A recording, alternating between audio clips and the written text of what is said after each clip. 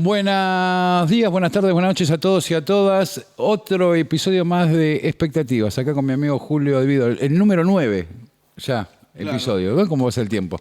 Che, ¿cómo estamos, Julio? Todavía no nos echaron, dijo uno. No, es bueno porque acá no te puede echar nadie, centralmente. Bueno, sí. Hay que apretar like, por eso. Hay que apretar like, si no, no funciona. No funciona. No, igual vamos a creciendo día a día, está bueno.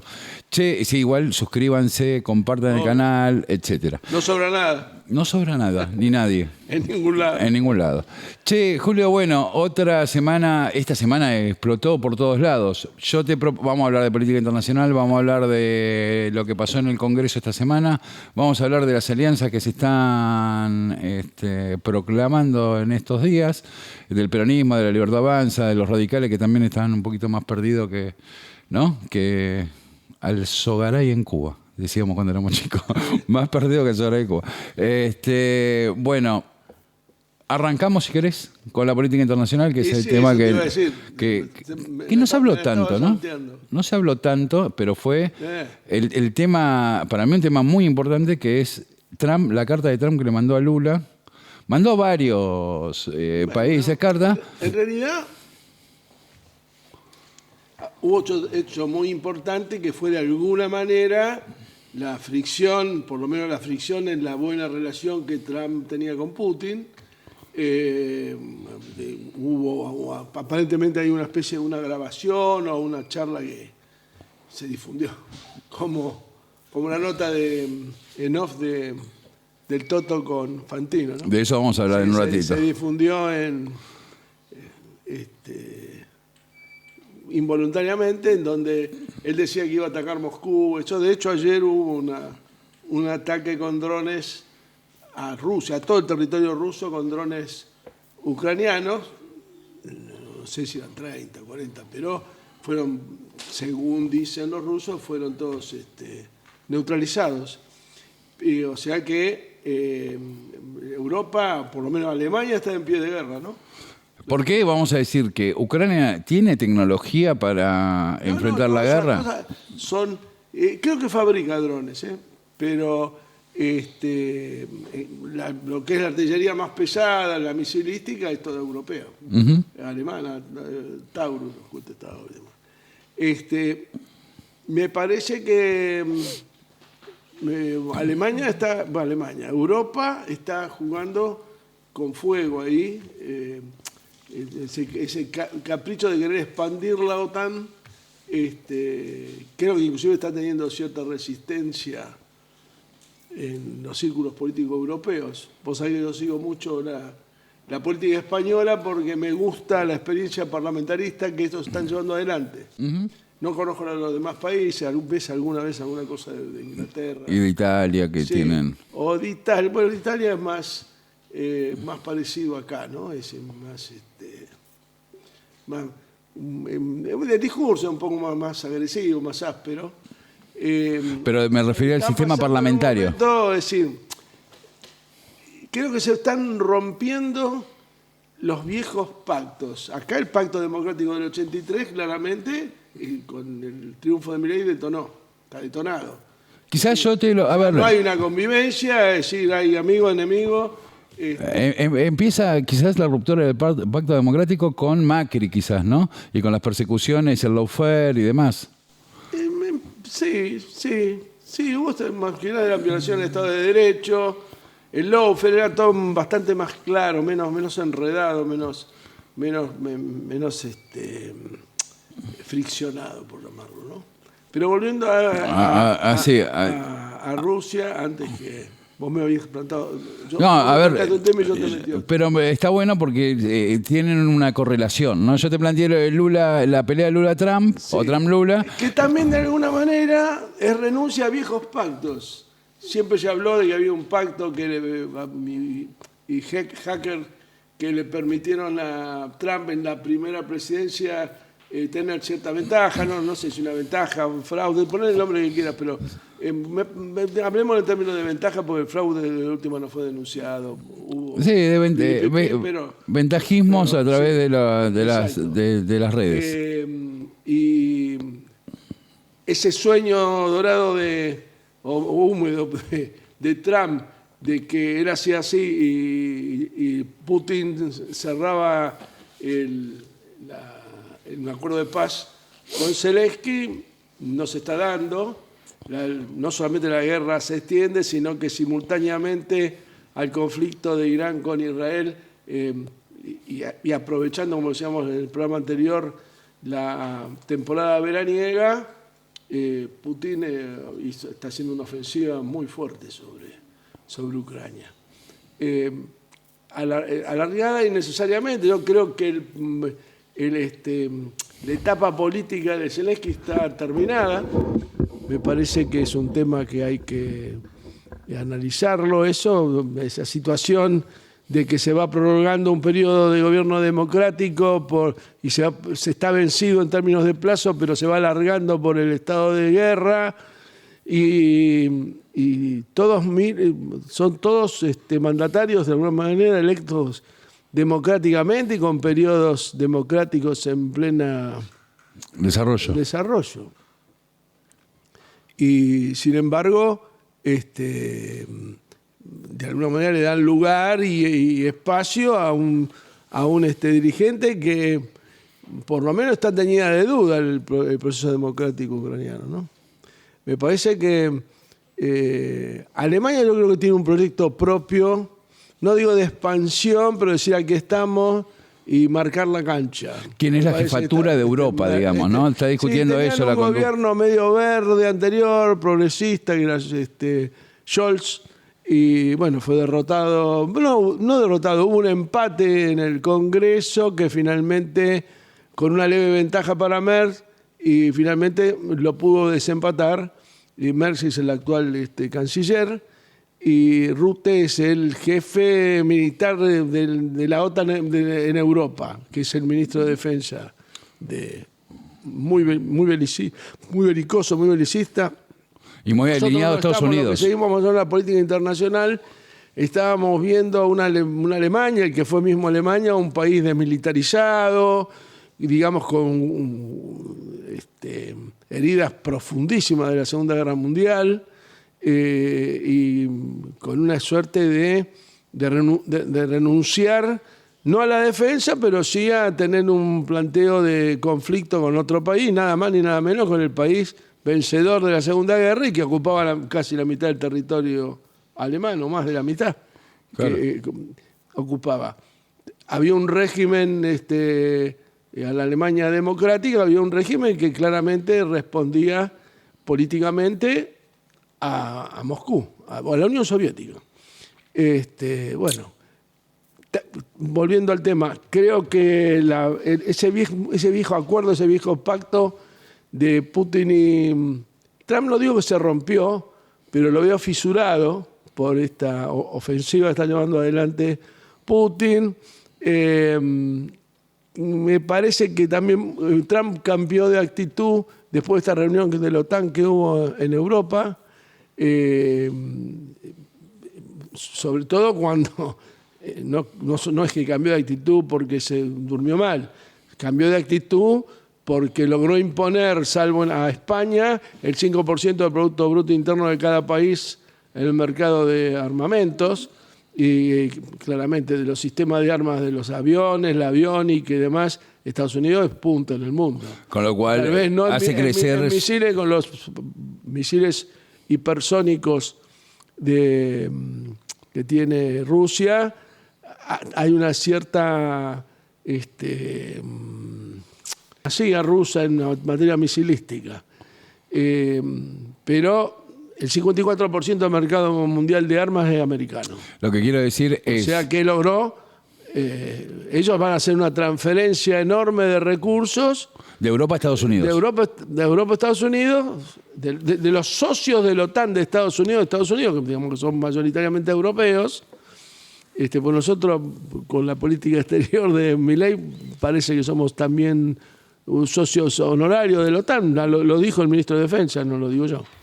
A pesar de tener uno de los miembros de la OTAN ocupando territorio soberano argentino en las Islas Malvinas, ¿no? Inglaterra, claro. Bien.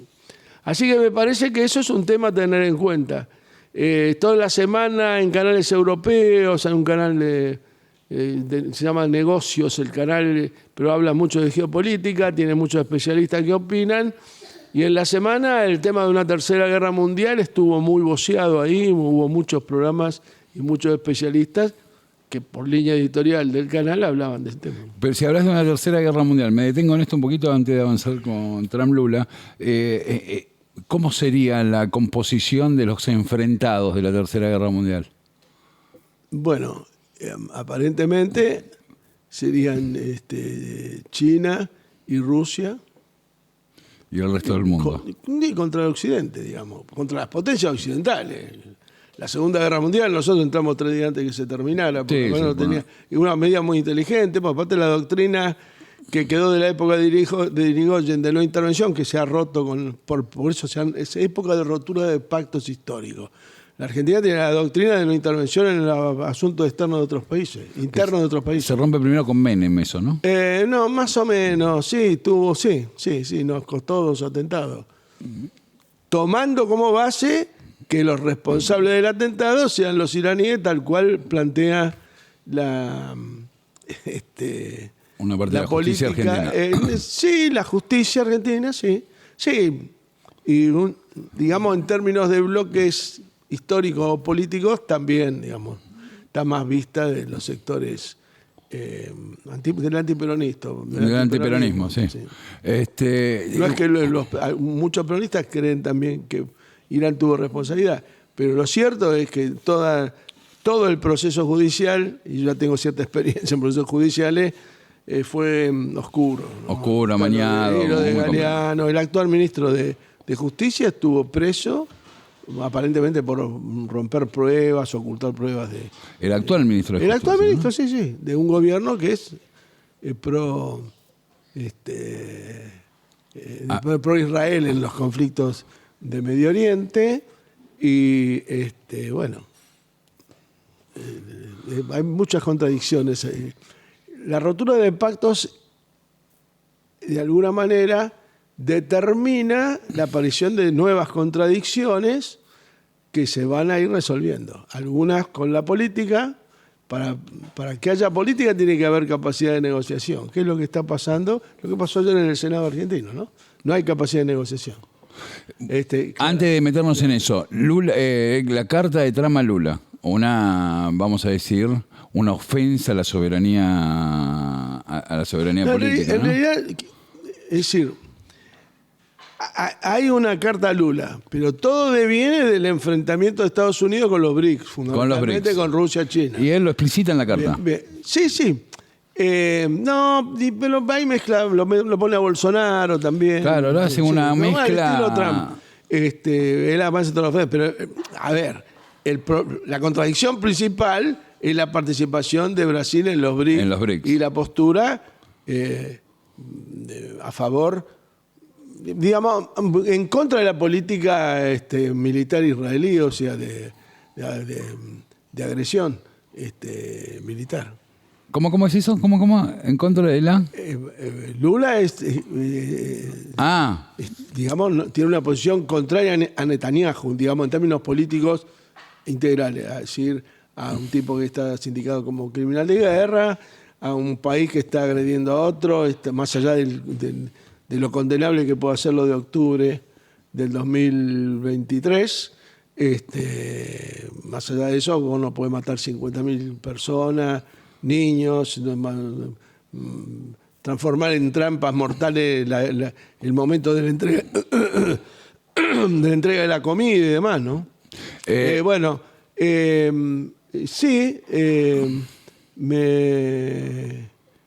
sí, es una agresión a la soberanía brasileña, en definitiva, o una intromisión en los asuntos internos de Brasil, si te gusta. Claramente, sí. Bueno, ¿y qué postura? No ser tan ampuloso. ¿Y qué postura tiene que tener el peronismo con respecto a eso? Lula creo que acaba de visitar a Cristina. Más allá de las diferencias que uno pueda tener, digamos, en el sector del peronismo que me toca militar en relación al... Está claro que no puedo negar que soy kirchnerista de origen, pero siempre dije que era peronista, siempre. En el momento de mal poder peronista de la línea kirchnerista. Digamos, no, creo que el kirchnerismo provocó una nueva etapa en la vida política del peronismo. Es obvio, y eso es muy importante.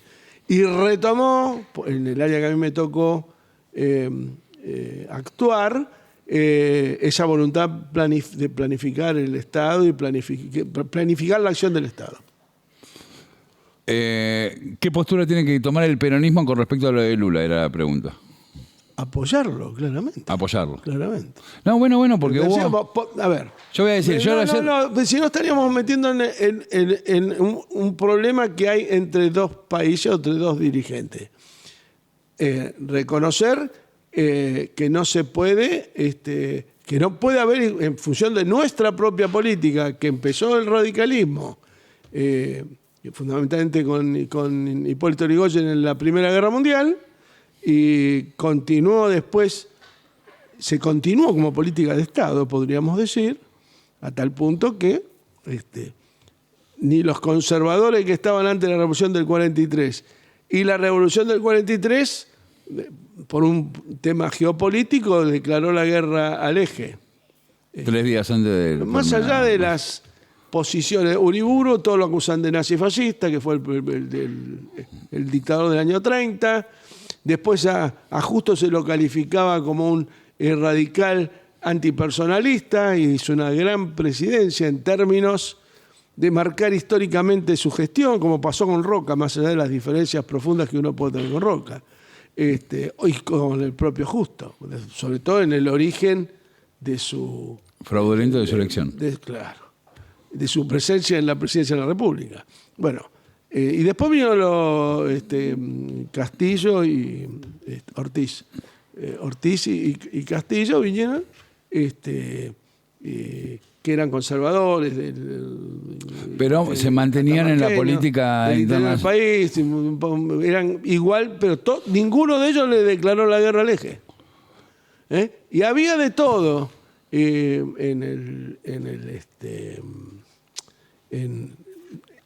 los distintos sectores de la política.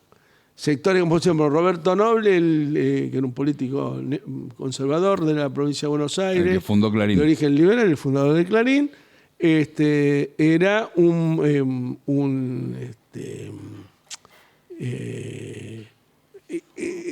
era él, había una asociación de amigos de Mussolini y él era uno de los el presidente, creo, uno de los... Sí, uno de los de la comisión de... Hay fotos, el acta fundadora. No tenemos como un amigo que la tenía, después ahora creo que la tiene Cristina aquí.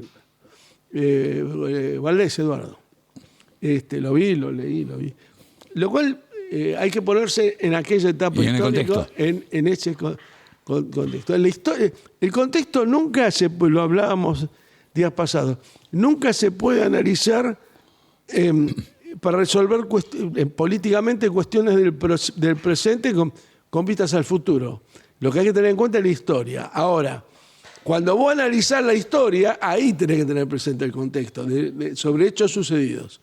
Exactamente. Yo creo que es un error político gravísimo hablar. Mirá, voy a hacer un paréntesis y después retomamos el tema. En una nota que hice, que creo que vos la escuchaste en su momento, no voy a decir quién la hizo, porque tampoco quiero aparecer públicamente criticándolo. Él tenía su visión. Me hacen una nota y yo comentaba, se hablaba del rol de Néstor en el 2002, 2003, el de Duhalde y demás. Antes de asumir Néstor la presidencia. En realidad, el tema era una pregunta que vos siempre me haces, ¿qué hacer ahora? Entonces digo, mirá, Néstor Kirchner consolidó el liderazgo político territorial, o sea, con el resto de sus colegas, que eran muy importantes en términos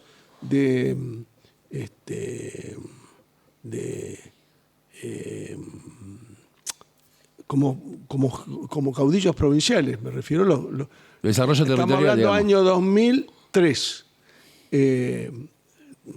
Estaba De la Sota en Córdoba, bueno, estaba Rucauf en la provincia de Buenos Aires, Duhalde era senador, Puerta en Misiones fue presidente, Adolfo Rodríguez en San Luis. Bueno, estuvo Rodolfo Gabrieli en Mendoza en una etapa, en Tucumán estaba Bussi de gobernador. Estaba Bussi, es Estaba verdad. Bussi de gobernador. Digamos, repudio total, yo apoyo el hecho de no haberlo dejado asumir como diputado, pues es una locura. Ujú.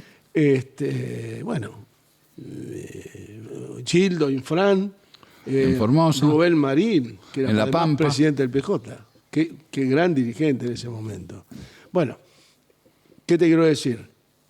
Aún así, Néstor, en esa famosa discusión que se da con Cavallo en la posteriores de la Semana Santa del 2003, en donde se los quería imponer, como que era la condición que tenía que hacer ellos por el megacanje, se los quería imponer el déficit cero en las provincias. Entonces uno de los que llevó, que hacía punta, la vanguardia, pues resistieron todo en definitiva, como ahora, pero el que llevó la punta en ese momento, sin ninguna duda, fue Néstor. Era el que, no me acuerdo, discusiones feroces en el Consejo Federal de Inversión, en el mismo lugar, que se dieron con Cavallo en ese momento. Bueno, él consolidó liderazgo, eso es lo que yo quería decir allí. Y me dijo, no, pero estamos en otro contexto, como decir, esto no va a pasar nunca. Mirá, creo que no pasaron 40 días de Y esa ocurrió. nota y volvió a pasar. Independientemente de quién lideró o no lideró, pues yo te puedo decir que la lideró Kirchner, porque yo estaba en las reuniones, yo era ministro. En ese momento, claro. En ese momento de Economía de Gobierno de Santa Cruz, en el 2003. Veníamos a pelear los fondos, igual que los gobernadores ahora. Entonces, la etapa, ¿qué le pasó al gobierno? Se le acabaron la etapa de las promesas y los gobernadores tienen que pagar los aguinaldos. Vamos a hablar en plata hoy. Y eso hizo que hubiera una unanimidad. Y las promesas que tuvieron ellos, que hicieron que sus gobernadores firmaran el Pacto de Mayo en su momento y la ley de bases, bueno, toda esa, Sí, toda la la delegación de facultades que estamos sufriendo ahora, que fueron rectificadas en parte, por lo menos en voluntad política ayer. Entonces, ¿qué te quiero decir? El contexto hoy lo explica la historia, aquel contexto. Tal vez en el momento que yo estaba hablando si vos escuchabas ayer, yo escuché bastante el debate, la audiencia. Yo lo escuché también vos. Bien, fue bastante interesante. Sí, pero hacía mucho que no escuchaba. ¿Cuál fue el denominador común de muchos? Fundamentalmente los que no tenían una posición tan definida. En la época que se votaron otras cosas que fueron muy, muy complicadas. Yo nunca 20 días atrás no hubiera pensado que esto iba a pasar. Bueno, cuando uno tiene cierta rodaje y cierta trayectoria y ha vivido experiencias como la que me tocó vivir a mí en el 2003, evidentemente, cuando yo planteé el ejemplo de cómo consiguió Néstor el liderazgo en esas reuniones, y ahí acumuló mucho poder político, uno ve el presente en términos de presente y lo que puede pasar, y obviamente hace acopio de otras cosas que vivió, de situaciones parecidas. Bueno, aquel contexto que parecía irrepetible se dio ahora casi calcado, y lo reconocían los propios senadores.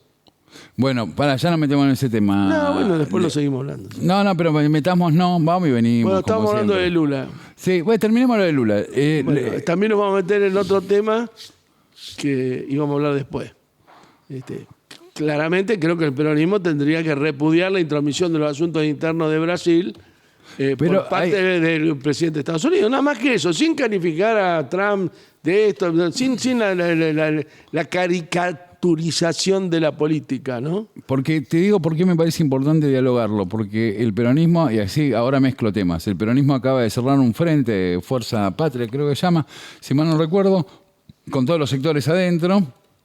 Bueno, y vos siempre hablás, tenemos que tener un programa que nos represente a todos los sectores, ¿no? Que represente, tenemos que debatirlo, discutirlo y demás. Mira, salta algo que tiene que ver con la política internacional, y dentro de los sectores me imagino que debe haber diferencia muy importante, porque yo ayer lo escuché, por ejemplo, a Guillermo Moreno, que es parte del frente,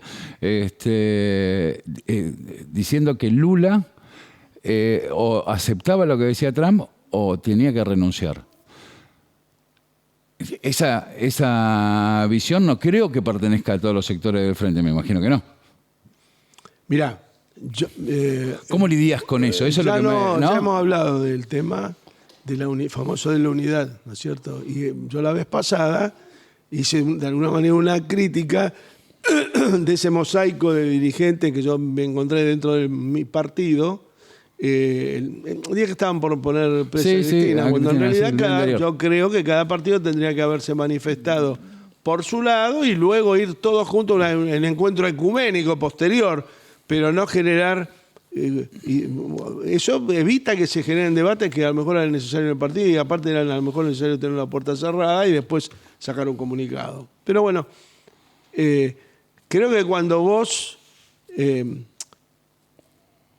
Néstor siempre decía que la unidad, cuando era un amontonamiento, era 360 grados en contra de eso.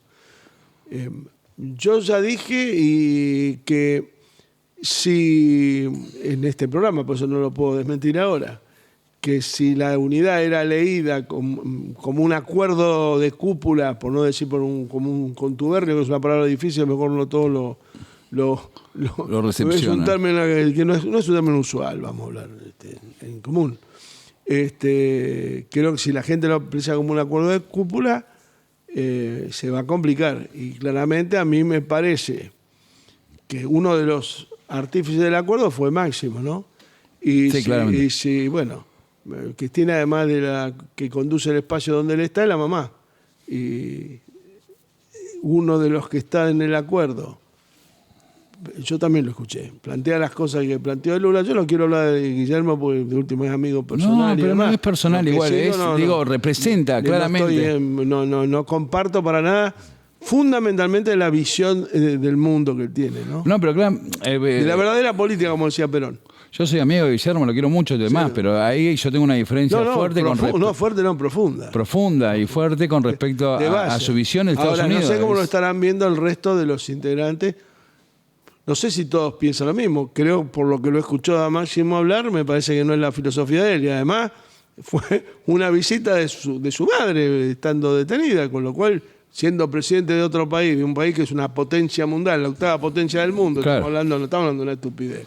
Bueno, me parece que, no sé, hay algo que no cierra, ¿viste? Creo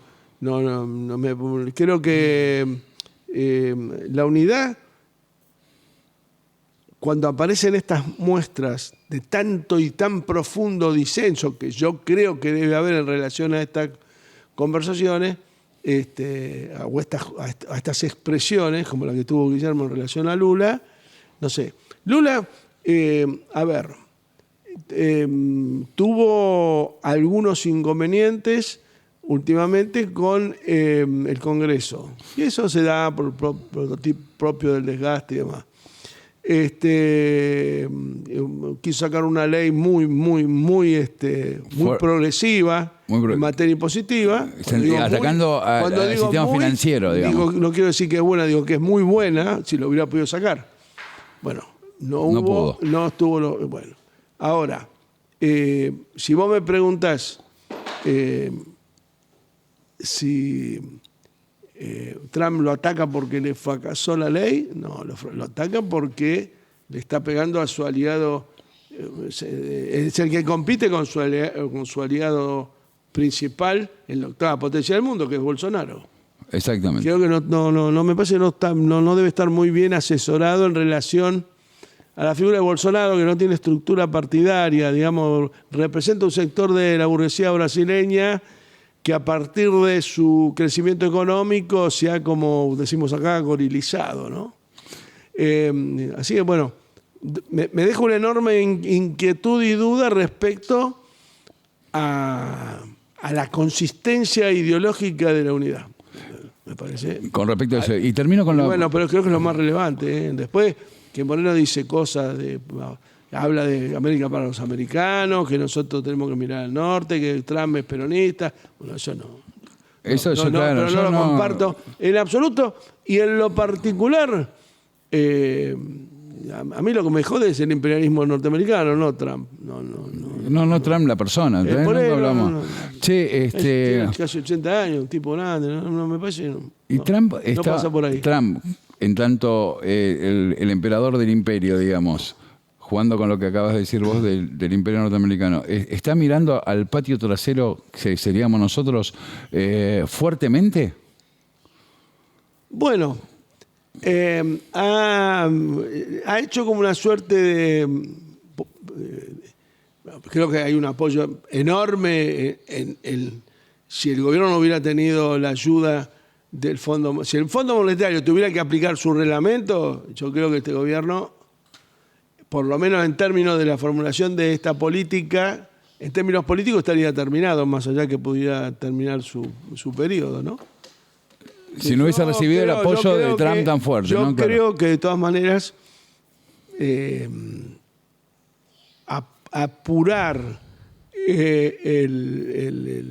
digamos, apurar a la terminación del gobierno no me parece feliz, me parece que sería... Al gobierno de Milei. Sí, mirá, yo creo que los procesos históricos hay que terminarlos. Cuando Macri cuando a Macri se le reconoce a $60, a 60 pesos el dólar, está bien. No, pero para contar la anécdota, porque la gente de eso te juro que se olvidó un montón y es muy importante a partir de que fue antes del inicio del gobierno de Alberto electo. No, al día siguiente. Al día siguiente de las PASO, que él hace esa conferencia de prensa y todo, bueno, se tiene que contar el kirchnerismo y demás. Al mediodía, el comentario de Alberto que de 60 el dólar estaba bien. Que había sido la devaluación que había generado Macri. Y Álvarez Ají, en Radio El Destape, públicamente dijo que él ayudó a que no volara todo por el aire con Sanderis, que era el presidente del Banco Central. Que ellos dos hicieron posible... salvar a la etapa. Y la etapa no se salvan así. Y sobre todo, vos no tenés que ser protagonista de salvar a tu adversario, que en este caso era un enemigo, nos tenía preso a todos. Fue eso más la misa esa con Macri, ¿te acordás? Ahora, también tenemos que manejar nuestras propias contradicciones. ¿Quién lo eligió como candidato? ¿Qué tipo de charla, qué tipo de garantía? Nosotros para hacer esta charla charlamos durante toda la semana y hablamos una hora antes, un rato, para más o menos coordinar de qué vamos a hablar. Uh-huh. Bueno, no se habló que era un tema. Es decir, de nada sirve darle vuelta a la cara después del día de la Asunción, cuando le salvaste el gobierno. A un tipo que te metió preso o cuasi preso. El tema para mí es terminado, está blindado, está congelado en esa etapa, pero... Las persecuciones, pero fue lo que después se termina desarrollando. Hasta ahora lo estamos pagando. Todavía lo estamos pagando con persecuciones concretas y el hombre de a pie en la vida cotidiana, igual que todos nosotros, en la parte económica, ¿no? Sufriendo. Estamos en un país que tiene como inflación en una moneda extranjera. Es decir, si la economía es bimonetaria, como bien dice Cristina, y el dólar está inflacionado, no es que es tan barata la cosa en otro lugar, sino que el dólar acá no tiene el valor que tiene que tener. Ahora, si se vamos al valor real, ¿cuál es el valor real? Depende de la política económica que vos apliques. Ahora, esta política económica, si se insera el valor del tipo de cambio, no sé qué perspectiva puede tener, ¿no? Che, bueno, esta semana los senadores... Bueno, viste, nosotros venimos hablando casi del primer programa que los gobernadores no son ni buenos ni malos, sino que administran su territorio. Sí, pero de todas maneras fue un hecho político importantísimo. Yo creo que el hecho político del país federal, no sé si hubo un acta de acuerdo, el acuerdo de los 23, ayer estaban todos ahí, ¿no? Ayer estaban todos en el Senado y le sacaron unos 6 temas. Sí, y la mayoría votados por 2/3 de los votos de los presentes y muchos de ellos por unanimidad. Bien, lo que quiero decir es, un poco acertados estábamos, más allá de los temas, no puteando a los gobernadores sistemáticamente, ¿no? Bueno, sí, en realidad fue un... Tampoco ahora son héroes, digo, pero lo que digo es... No, pero, a ver, no hay que... Si hacemos análisis, vamos a entrar a hacer un análisis de pensar que pueden ser aliados políticos. Y es otra... Aliados políticos en términos de macro, sí, pero ideológicamente cada uno sigue siendo lo que es. Ahora, hay un tema que era vida o muerte, que pasó lo mismo en el 2003. Era... había un montón que a ver, cuando se daba la pelea con De la Rúa y con Cavallo, había un montón que no es que había cómodos e incómodos con esa pelea, pero algunos que daban la pelea convencidos y en función de pensar en un país diferente, y en otros que lo hacían para poder pagar el sueldo a fin de mes.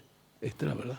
Bueno, pero hubo provincias como yo cuando era ministro de Economía de Santa Cruz y por supuesto bajo el talento de Néstor, que no se endeudaron con los bancos. Y hubo provincias como el Chaco de Rosas, el gobernador radical, que fue un desastre. Que tomó préstamos en dólares en bancos nacionales al 27% de interés mensual. Imposible, impagable. Bueno, finalmente, ¿quién terminó resolviendo eso? El kirchnerismo. En la etapa de Néstor terminó con las cuasimonedas. Ya hemos hablado acá de las cuasimonedas. Así que yo creo que es un problema de vida o muerte. Ahora, pudieron articularse, ponerse de acuerdo, muchos para salvar el pellejo y otros con una visión política diferente. Infran me parece que tiene una visión política diferente, Zamora tiene una visión política diferente, profunda. Silioto, el pampeano también, que no lo nombramos nunca, me parece un dirigente muy interesante. Se quedan pocas gobernaciones, son 5 las gobernaciones peronistas, ¿no? La peor performance en gobernadores que La Pampa, La Pampa, Buenos Aires, Tucumán, Formosa, Tucumán, Catamarca y me estoy olvidando. Tierra del Fuego. Y Tierra del Fuego. Este golpe, yo no sé si a las arcas del Estado le genera a esto, a la idea. Hablemos de el plan Fantino, digamos, ¿no? Que Fantino salió a supuestamente romper un off. Para mí es una operación. Yo creo que intentaron detener con miedo público el avance de los gobernadores con sus senadores para que no salgan las leyes. Para mí fue básicamente eso lo que hizo Fantino. Pero yo puedo pensar que Caputo hizo la operación junto con Fantino pensando porque en realidad el tema era que la sociedad reaccionara a los gobernadores y le dijeran no hagan votar esto, o que a los gobernadores le dieran miedo de votarlo por temor a las consecuencias que amenazaba él en su off de lo que contaba Fantino. Exacto. Ahora, que Fantino no supiera el efecto final que iba a tener, es un comunicador, que iba a tener que se diera a conocer esto.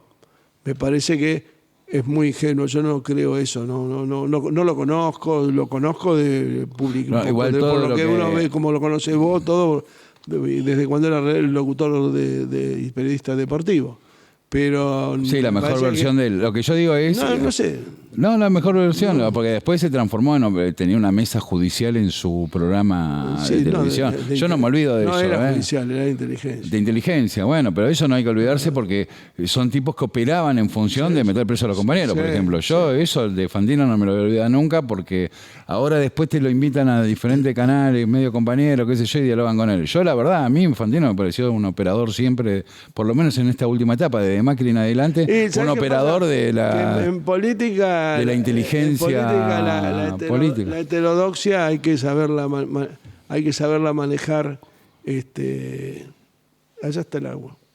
En política la heterodoxia hay que saberla manejar. La soda está allá. Bueno, estamos medio en vivo, chicos. No pasa nada, agua hay que tomar. Agua hay que tomar. La heterodoxia hay que manejarla. Hay que manejarla con mucha habilidad en política porque... Es decir, de una heterodoxia mal manejada al falsete, digamos, a cometer o sea, lo que le puede haber pasado a Caputo, pensar de que hablando con Fantino iba a ser un buen comunicador para transmitir lo que él quería decir. Lo que pasa que pues, si el dólar está barato, compra dólares, campeón. Bueno. Es lo mismo. No, bueno, pero generalmente todos los comunicados de él, cuando trata de hacer una chicana o generar una situación media caricaturesca para demostrar lo que él quiere decir o cuál es su voluntad política, falla. Siempre cuando dice cada de esas cosas, el dólar aumenta. De Sí, hecho, bueno, porque es ministro de Economía, aparte, digamos. Cuando dijo comprar dólares, campeón, si es tan barato, valía 1.205. Y hoy vale 1.275 el oficial y está a 1.300 el blue. el paralelo. Che, y ayer Milei... No creo que la ingenuidad, que haya sido una ingenuidad de Fantino. Me parece que él, o por lo menos debe haber dicho, mirá que si yo digo esto, puede a generar. pasar. Sí, si fue honesto, creo que le tiene que haber dicho. No, para mí dialogaron, va a generar y bueno, después tuvo que recular. La heterodoxia Fantino, en esta etapa es compleja. Puede lindar. No, hablar de traición es muy complicado, pero puede lindar en trabajar medio, en ser funcional a la voluntad política del enemigo, ¿no? Che, Porque acá está, lamentablemente, y que lo veo que en la política española se va hacia eso también. La relación de los bloques oficialista y opositor o parte importante de la oposición se transforma en una relación de amigo-enemigo, no de adversario. No, eso no digo que sea bueno o malo, es la realidad. Es la descripción es de la realidad. Por eso, en términos de análisis político, vale analizar históricamente los contextos, pero el presente es la realidad, compañero, no hay otra alternativa. Y Perón lo decía, ¿no? La única verdad es la realidad, y el proceso de conocimiento de la situación, de análisis y conocimiento de la situación que planteaba Perón no hablaba del contexto. Decía, observar para conocer, no para conocer. Conocer no es el contexto, conocer la realidad es mucho más que el contexto. Tiene parte de contexto, pero también el nivel, cuando vos llegás, conocer... conocer para apreciar, apreciar para distinguir, distinguir para resolver, resolver para ejecutar. En la etapa de ejecución, mirá, hay cuatro etapas que el que ejecuta las tiene que haber coordinado, las tiene que haber analizado en conjunto con su equipo de laburo, pero el día que tiene que resolver, el talento es de él. Yo creo que acá el que resolvió decir ese off y además decir que lo comuniquen, no sirvió. Me parece que hubo gobernadores, la mayoría, y puedo estar recién decir, 5 gobernadores que son peronistas. Son peronistas, de los cuales 2 votaron muchísimas leyes con el gobierno, sí, Jalil y Jaldo. Y Menela, no sé si, no tengo ahora presente quiénes son sus legisladores, no sé si los controla a todos en particular. Bueno, Zamora votó algunas sí, otras no, porque tiene que gobernar. Bueno, me parece que es un tema que hay que tenerlo muy presente, que en su momento el gobierno tuvo capacidad negociadora. Yo creo que ahí también salta... El conflicto interno también. El conflicto interno, por supuesto. A ver. Aparentemente lo corrieron a Santiago Caputo. Sí, el triángulo de hierro... Aparentemente se rompió. Sí. Evidentemente hay una dupla que son los hermanos Milei, que son de alguna manera el poder político del oficialismo. Son los jacobinos, digamos. No le importa, no, es el poder describirlo. político, no, son los que deciden. En definitiva deciden ellos. Pero son los que más entienden la confrontación como elemento, ¿no? Pero digamos, lo corrieron, no sé, los conflictos internos que puede haber habido, lo corrieron. Hoy, en realidad... El eje de mando estratégico del gobierno es Sturzenegger, Caputo y Bullrich, claramente. Y no sé cómo llegan ellos, pues probablemente Sturzenegger llega directamente a Milei, Bullrich no sé si tiene buena relación también con la Karina Milei, pero no lo sé. Yo lo que veo es que el triángulo de hierro hoy es ese. No, yo me refería a que los Milei, los hermanos... Es un triángulo de hierro, no el triángulo de hierro anterior donde estaba la hermana, que es el poder paralelo, ¿no? La hermana de Milei. Sí, yo te diría, yo en eso coincido, últimamente estoy coincidiendo mucho con Berbige, el gobierno de los hermanos Milei, dice él, y es correcto. Y es correcto. Che, bueno, pero porque tienen una visión de la política a llevarla al extremo en la confrontación ellos, claramente, ¿no? Los hermanos Milei. ¿Vos decís ese triángulo que digo yo? El triángulo vos lo determinás con quién ahora. Caputo, Sturzenegger y Bullrich. Eso está bien. Caputo, Toto, Luis. Toto, sí, eso es como su, ¿cómo llamarlos? Como su primera línea de fuego, digamos. Sí, lo que además. pasa es que queda muy expuesto porque pusieron a Franco a negociar con los gobernadores, no tienen con quién negociar. Y no hay voluntad negociadora. Cavallo, en el 2003, cuando se discutió lo del déficit cero, que era para que saliera el megacanje, una de esas medidas. El 99 igual, ¿eh?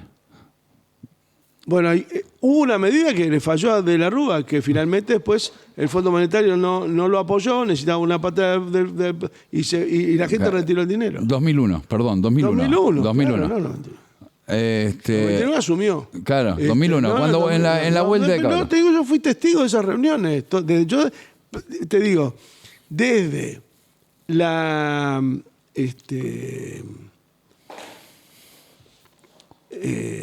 desde la asunción de Cavallo, para llamarlo de alguna manera, hasta que asumí como ministro nacional, prácticamente a Santa Cruz iba los viernes, firmaba el despacho del Ministerio de Gobierno y el domingo a la noche me volvía a Buenos Aires. Pues tenía que estar acá todo el tiempo. Llegué a ir, inclusive cuando cayó el gobierno de la Rúa, lo conté la otra vez, a la Casa de la Moneda a buscar LECOP, que nos pagaba la Nación deuda con LECOP. Cobramos en la semana de la caída. Adolfo. De Adolfo ya. Sí, ya ahí. La semana de Adolfo cobramos 120 millones de dólares en LECOP. Eran dólares. Eran LECOP dólares. Sí, con eso pagábamos los certificados de obra. A la gente le pagamos en efectivo. Che, Los únicos, ¿eh? Los únicos de todo el país. Bueno, a ningún empleado de la provincia se le pagó con LECOP. ¿Nunca? Nunca. Creo que San Luis también tenía esa, ¿no? En esa época San Luis y eran las dos provincias mejor administradas en esas épocas. Sí, puede ser. Che, ¿y cómo ves entonces? El presidente el jueves a la noche, después de la sanción de las leyes en el Senado, hizo un discurso donde dijo sintéticamente, ellos lo están haciendo y el día anterior había dicho que todos los gobernadores estaban en su contra y lo querían destituido. Y él dijo, yo voy a vetar las leyes, después de vetar las leyes, si me vuelven a ratificar, no voy a cumplir con la ley. Pero esa es la negación de la negociación. Cuando no hay negociación, finalmente hay violencia, no hay forma o verbal bueno, ellos ayer decían que iban a ir con tanques al Congreso y que iban a detonar una bomba. En las redes, un desastre. A ver, esto volvemos al ejemplo de Marx, que decía la historia se repite de tragedia en comedia. En comedia. Es una comedia de los bombardeos de la Plaza de Mayo, digamos. Cuando le pegan a los viejitos en los miércoles. Los miércoles. A mis colegas, a mis coetáneos, yo también soy viejo. Eso es, digamos, imaginemos la jornada de la última contra la dictadura antes de la guerra de Malvinas del Tata Ubaldini, lo de 29 de marzo del 82. Del 82 fue trágico. Pero no, eran otras represiones, eso es lo que te decía. Lo de los miércoles acá es una película de Fellini, digamos, las sátiras de Fellini, ¿no? Sí, es un espanto. Escúchame, Julio, entonces, teniendo en cuenta esto, lo que te decía es, Milei decide no cumplir con la ley. ¿Es posible? Eso la vez pasada me dijiste, lo no posible deja de ser no posible cuando se hace y es posible. ¿Es posible que él no cumpla la ley, por ejemplo, que diga, no, bueno, para mí es de cumplimiento imposible? Eso es sin razón. Es decir, eso no es política. Es una amenaza. No es política. ¿Y lo conduce esto al juicio político, decís? No, el tipo fue... En eso, a ver,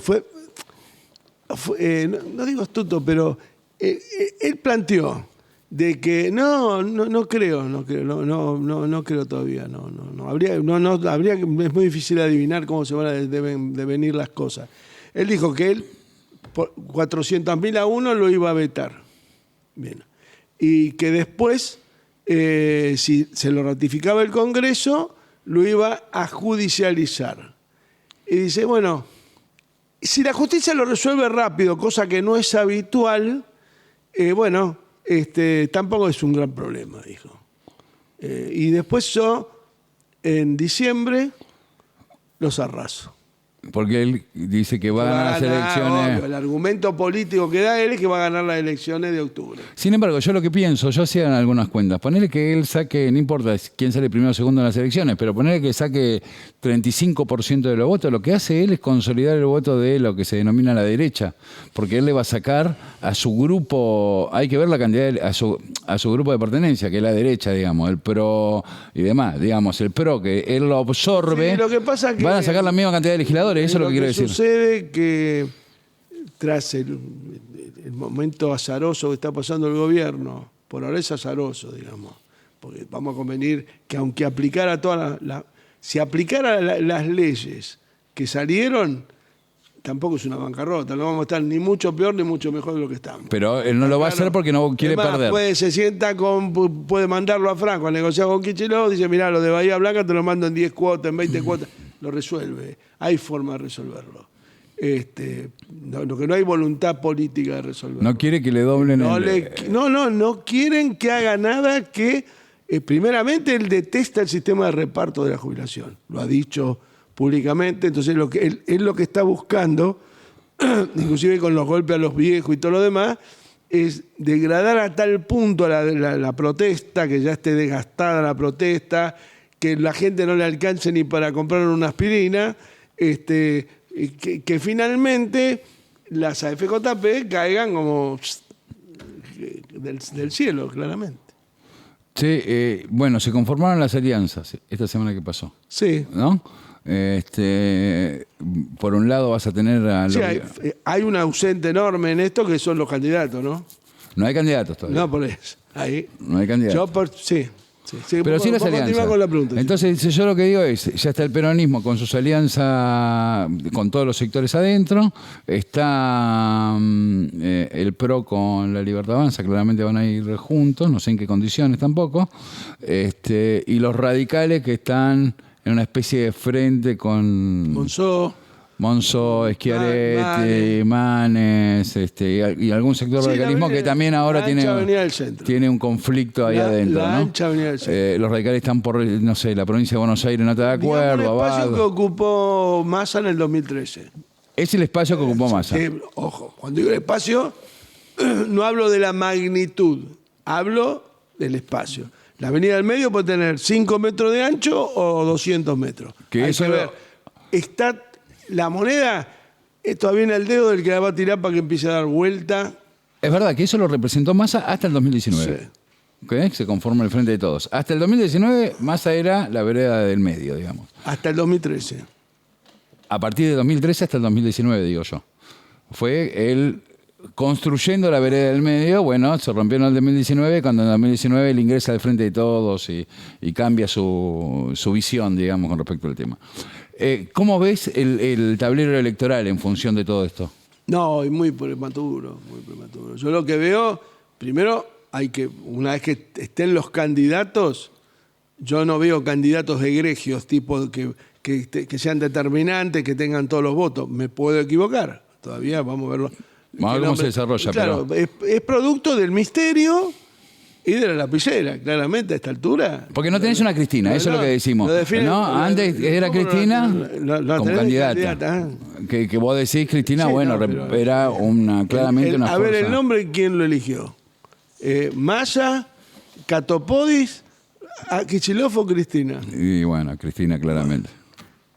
¿Vos decís que la lapicera va a estar en San José 1111, la viste que se dice ahora? Me parece que... En la casa de Cristina. Sí. Ahí va a haber un debate, calculo un debate previo entre Massa... Bueno, hablan de 1/3 para cada uno, cuando yo no veo equilibrio en los... no sé de dónde sacan los tercios para decir qué es lo que tienen atrás. Me parece que hay una capitulación clara de Axel en cuanto a la voluntad de ser presidente en 2027, ¿no? Me parece. ¿Vos decís que se bajó de la carrera? Sí, yo creo que es No, que se bajó. El acuerdo. Hay que ver te reitero, hay que ver la lista. pero en particular, se habla de que Seco, Musi y Ferraresi van a ir con listas cortas, o sea que no van a votar Arriba, a los diputados provinciales. no, van Solos. de concejales para abajo. ¿En serio? Ah, Sí, entonces bueno, hay una ruptura ahí. No es un análisis mío, lo he escuchado de varios opinadores, de gente que tiene contactos en off y en on con otra gente, ¿no? Algunas, las que son en on las escucho, pero las otras no. Eso no es no es una buena noticia. Bueno, no, escuchamos. Y la otra, Zamora, el intendente de Tigre. Sí, ya se fue con la vereda del medio. Sí. Que está ahí Sí, bueno, está, negociando con Schiaretti. no, él está cuidando su quinta, como dicen. No. ¿El Tigre? Su patrimonio electoral, lo que tiene, su electorado. Sí, en la primera, el Tigre es muy bien visto. Escúchame, Mariela Galvarini, siendo la mujer del candidato a presidenta de AISA y demás, no le pudo ganar. No le pudo ganar. No le pudo ganar y no creo que hubiera sido una mala candidata, me parece que no le pudo ganar. Che, bueno, pará. Pará. Gray es un tipo muy importante en la tercera sesión electoral, es muy grande Esteban Echeverría, es uno de los partidos más grandes. Más grandes, y por eso se sostiene. Por eso. Che, y él no entró dentro del espacio. Y el otro tema. Néstor, en el 2009, con esto no hago nombre de que van a hacer eso. Néstor en el 2009, bien digo, ¿por qué sale él con el tema de las candidaturas testimoniales? Obviamente para que los intendentes no terminen jugando con De Narváez. Bueno, finalmente, aún así, todos ellos tenían acuerdo con De Narváez y la lista de Narváez contemplaba los intereses y el mapa político de los distritos. De los intendentes. Que los tipos lo necesitaban porque un intendente, sobre todo en el AMBA, en el área metropolitana de Buenos Aires, con el Consejo Deliberante en contra dura 15 días. Un intendente no puede tener... El Consejo Deliberante en contra. Jamás, No. en ninguna parte del no. país entera, porque está a tiro de derrocamiento. El primer emblema de eso fue Rousselot, cuando Sabatella lo destituye. Le hace juicio político. Exactamente. Porque eso fue con Macri, mirá. ¿No? Sí, un tema que nunca se terminó de... Bueno, se fue pagaron qué las loco. placas y no fue preso Rousselot y Macri no. Se murió, creo que en la cárcel, y Macri no. Bueno, un día vamos a hablar de ese tema interesante, igual el tema de Rousselot y eso. Che, bueno, entonces, ¿cómo ves la provincia de Buenos Aires? Veo un escenario. Primeramente quiero ver las listas, quiero ver cómo se van a ver cómo... A conformar. No, quiero ver si en las listas está el compromiso de los dirigentes que tienen mayor cantidad de votos, obviamente. Ya creo que ya la matanza dejó de ser tan importante en términos... la primera sección electoral hoy tiene más sufragantes que la tercera. ¿En serio? Sí, esta semana. Mira. Bueno, ahora, complicado. ¿y cuánta gente va a votar? Yo creo que me parece que Axel en esto lo que hace, primero queda 2-1, porque está claro que Máximo y Massa juegan juntos. Juntos, por lo menos coordinan intereses en forma bilateral, ¿no? Sí, en realidad son 5 grupos, dicen. Son 3, más Moreno y Grabois. Pero en esa queda bastante solo él, digamos, Axel, ¿quién? Porque todo el resto juega en la dinámica de... Queda 2-1, viejo. No hay que ser muy soso por no darse cuenta. Eso por un lado. Porque lo que pretendía Axel, vamos a decir, era un 70%. No, es que vos recién lo dijiste. Había gobernadores que daban la pelea hasta el final, cuando estamos hablando de 2003. A mí me daba la sensación, y no te lo dejaba traslucir, que al pinchar la voluntad política de ir con Movimiento Derecho al Futuro, con una lista propia y competir, que cosa que nos iba a entusiasmar a todos, más a ir a los peronistas, para votar por un lado o por el otro. Después, la unidad me tenía que venir después. Hubiera sido enriquecido el escenario político muchísimo y no le hubiera quitado posibilidad al peronismo, porque si la gente percibe que hay un tongo, que hay un arreglo, un acuerdo de cúputo, un contubernio, el nombre que le quieras poner, no va a ir a votar, va a ir menos gente a votar. ¿Y cómo ves a la gente, che? Esto te quiero preguntar. ¿Cómo ves? ¿Qué sensación? ¿Qué intuición tenés? Lo que vemos en las distintas provincias. En Santa Fe, que a cada 100 kilómetros Santa Fe. no queda 2000.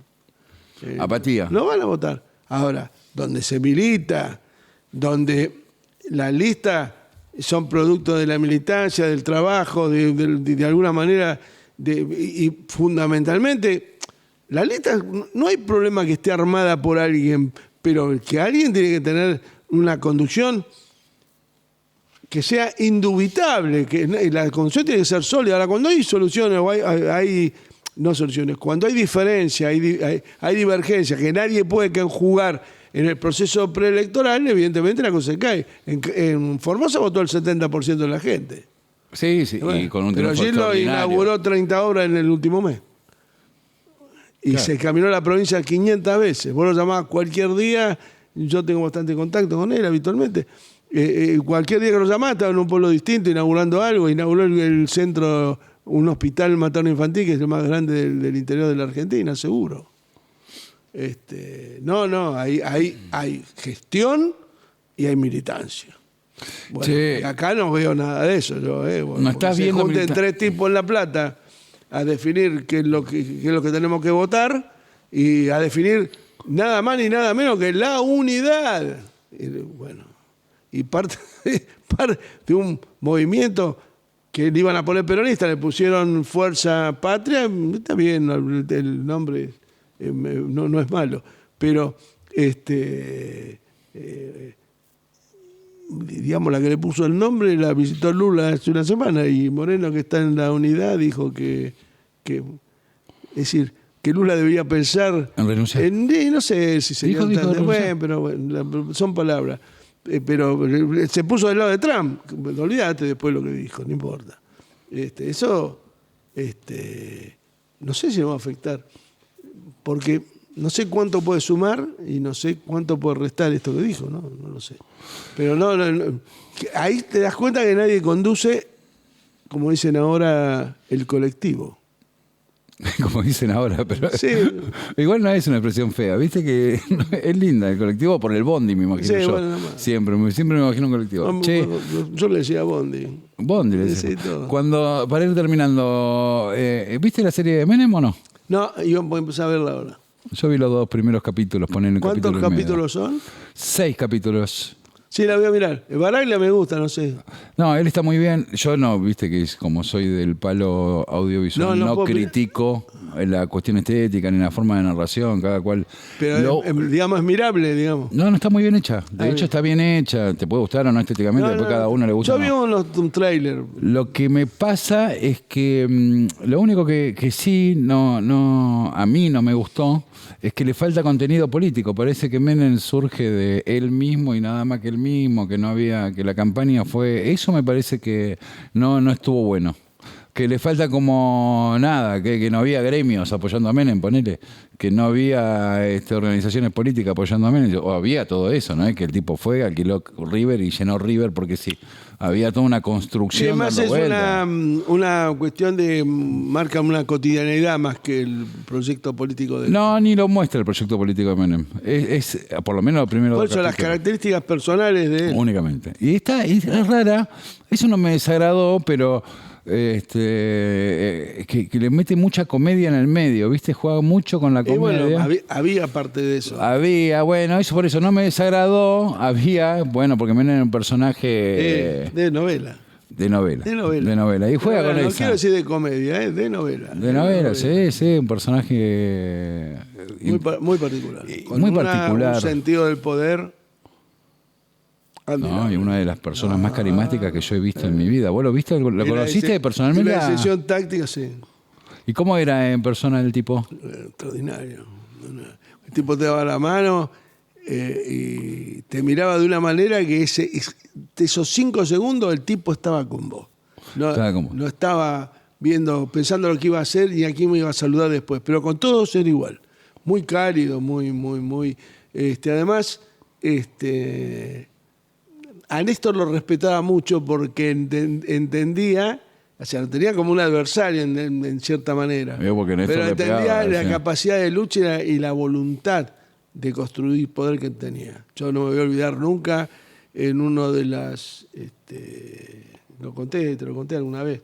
en uno de los congresos donde se facultaban a alguien a armar, como si en una hora, a armar un frente y las listas y qué sé yo. Y perdimos, yo estaba con él, pero no era congresal. Lo que pasa es que fue en Parque Norte y después íbamos a tomar el avión a Gallegos. Y sí, se me complicaba y lo perdía el avión, después tenía que hacer un lío bárbaro para ir por línea. Y perdimos 634-1. A 1. Yo estaba ese día, ¿sabés? Impresionante, pero bueno. No, y a la salida del evento, fíjate, eso es la idea de la construcción del poder. Todos los tipos, Néstor, estuviste de 10, yo tuve que votar por este, yo por lo otro, y yo por mi tía, por mi mamá, por ahí, claro. Pero ahí el tipo se validó, igual que cuando hablé de lo que te decía antes, de las peleas con Cavallo en el último año de la Rúa. Eso fue determinante ahí. Che, bueno, claro, porque se conforma ahí también lo que se llamó la Liga de los Gobernadores, ¿no? Era sí. Esa Había época. tipos muy importantes, yo te nombré algunos. Sí, Marín, por ejemplo. Marín era Das Neves. Das Neves en Chubut. Jorge Zapag. No. Sí, había más. Igual ayer Mayans... Pablo Verani, el gobernador de Chubut, de Río Negro. De Río Negro. Pablo Verani es un tipo muy pesado, un gran dirigente. Ayer quiero destacar lo del jueves en el Senado, de que Mayans indudablemente Rubén es un tipo... Marín, ¿no? Mayans es un tipo indudablemente que tiene un buen manejo de parlamentario. Ayer fue un tipo ¿no? determinante. ¿No? O sea, un tipo no que... hizo tan buenos discursos como otras veces. Porque ya quería hacerlo, me parece, quería controlar la situación, que no se le vaya. Pero, digamos, desde el punto de vista del oficio del senador, además es un tipo que es contador, José Miguel. Es un tipo que tiene formación universitaria, es campechano, pero es un profesional, un tipo muy inteligente. Aparte, los números los maneja así. Indudablemente.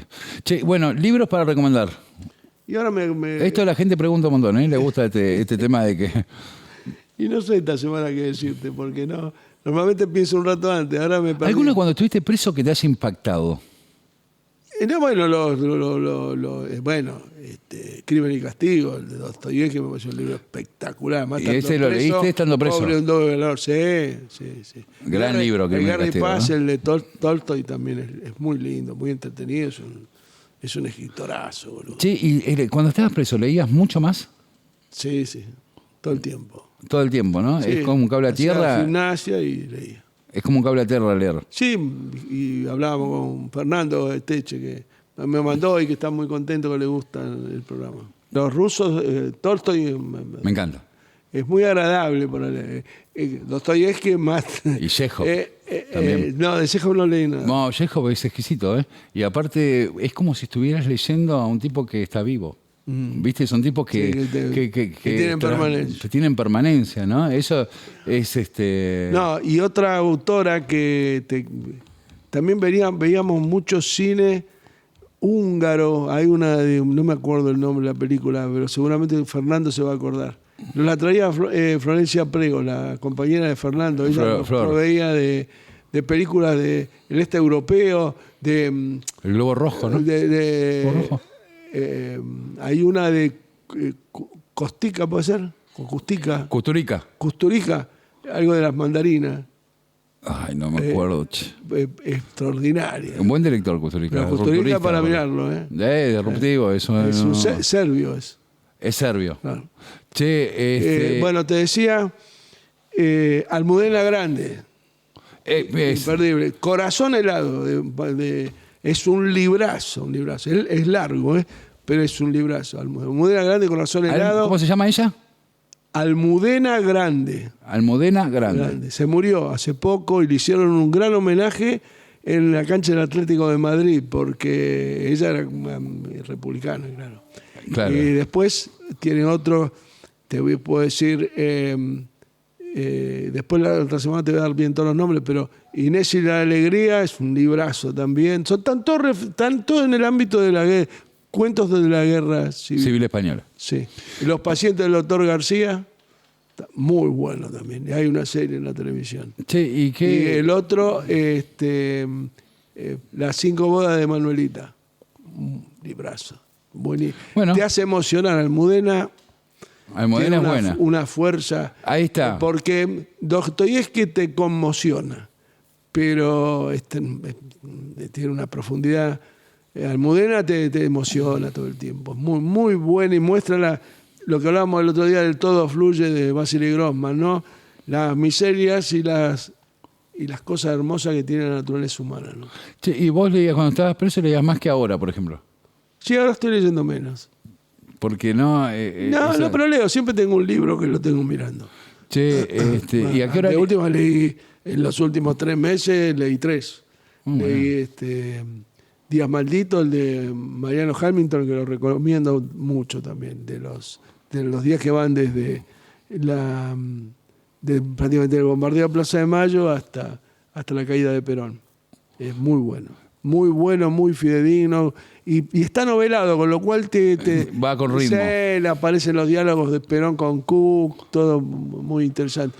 Y después, yo te dije, mira, La Llamada se llama el libro no sé por qué me quedó. La Llamada de Leila Guerrero. Sí. Ese es muy bueno, que habla de la historia de Silvina Lavairo. Sí, nos corrigieron eso igual en el programa pasado. Pido disculpas. Che, escúchame. Pero me quedó esas cosas que te quedan torcidas al principio. Y ya lo quería hacer. Es un librazo. ¿Y alguna Y el de película? Abal Medina. ¿Alguna película que hayas visto? No, últimamente esta semana? no. Nada. No, he visto cosas, pero no. Bueno, la semana que viene hablamos de... No son para recomendar. La semana que viene hablamos de la serie de Menem. A ver qué te parece a vos. Pero no para criticarla estéticamente, sino más bien la profundidad política, a ver cómo... Bueno, nos vemos la semana que viene. Suscríbanse, compartan el canal y aprieten... Like. Muy bien. Listo, chao, gracias.